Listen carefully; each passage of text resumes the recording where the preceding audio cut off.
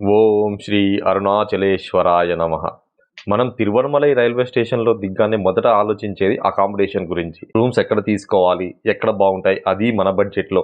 ఆ డీటెయిల్స్ అన్నీ అయితే ఈ వీడియోలో కవర్ చేశాను. ఎక్కడ చీప్ అండ్ బెస్ట్‌లో రూమ్స్ దొరుకుతాయని. నేను వెళ్ళినప్పుడు రూమ్స్ కోసం పడిన స్ట్రగుల్స్ అన్నీ ఈ వీడియోలో అయితే చెప్తాను. ఎక్కడ స్కిప్ చేయకుండా ఫుల్ వీడియో అయితే చూడండి. అలాగే వీడియోని లైక్ చేయడం మాత్రం మర్చిపోకండి.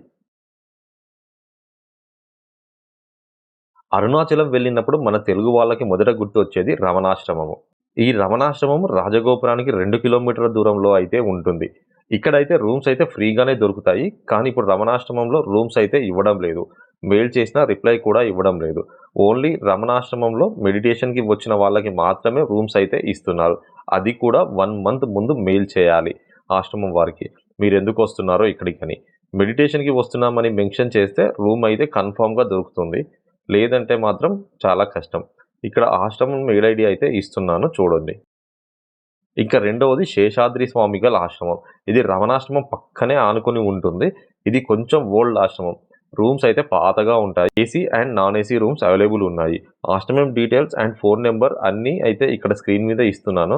ఇక్కడ రూమ్స్ కావాలి అంటే అట్‌లీస్ట్ 1 వీక్ ముందు ఆశ్రమానికి కాల్ చేసి బుక్ చేసుకోవాలి. ఇంకా మూడోది శివ సన్నిధి. ఇదైతే తెలుగు వాళ్ళది. ఇది కూడా రమణాశ్రమం దగ్గరలోనే ఉంటుంది. రమణాశ్రమం ఆపోజిట్ సందులో నుండి ఓ 100 మీటర్స్ అయితే దూరం వెళ్తే కనపడుతుంది ఈ ఆశ్రమం. ఇక్కడ ఒక్కరి నుండి 20 మంది వరకు ఉండడానికి రూమ్స్ అయితే ఉన్నాయి. మీ అవసరాన్ని బట్టి మీకు సరిపోయే రూమ్ అయితే అలాట్ చేస్తారు. ఈ శివ సన్నిధిలో 3 పూటల భోజనం కూడా ప్రొవైడ్ చేస్తున్నారు.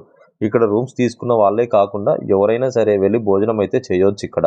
Morning breakfast with tea, afternoon lunch, evening tea and snacks and night dinner అయితే ఉంటుంది. ఆశ్రమం కాంటాక్ట్ డీటెయిల్స్ అయితే స్క్రీన్ మీద ఇస్తున్నా. ముందుగా ఫోన్ చేసి బుక్ చేసుకోవచ్చు. లేదంటే డైరెక్ట్‌గా వెళ్ళినా రూమ్ కూడా ఇస్తారు.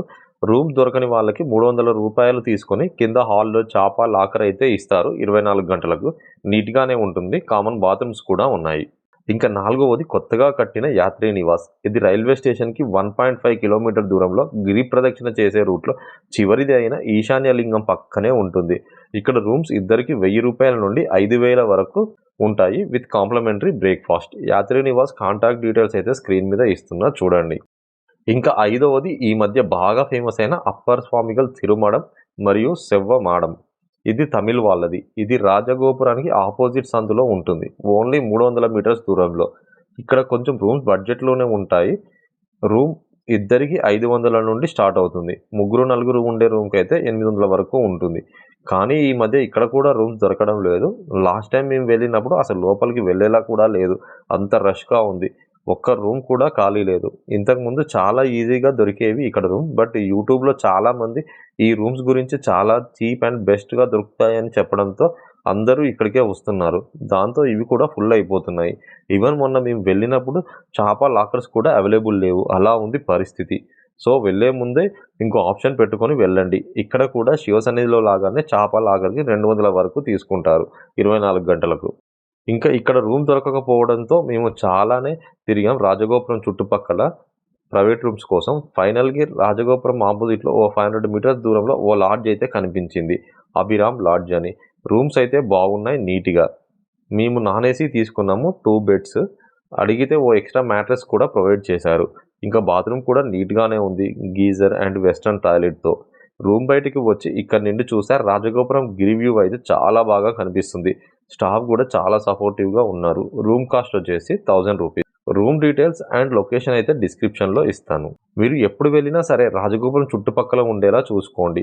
ఈజీగా ఉంటుంది గిరి ప్రదక్షిణ చేయడానికి, ప్రదక్షిణ అయిపోగానే దర్శనానికి వెళ్ళడానికి. ఎందుకంటే మీరు రమణాశ్రమం దగ్గరలో ఉంటే గిరి ప్రదక్షిణ చేసిన తర్వాత మళ్ళీ దర్శనానికి వెళ్ళాలంటే మళ్ళీ ఓ 2 కిలోమీటర్స్ నడవాలి. ఆల్రెడీ నడిచి ఉంటారు కాబట్టి అంత దూరం నడవలేరు. అందుకే ఈ రాజగోపురం నియర్ బై ఉంటే చాలా బెస్ట్.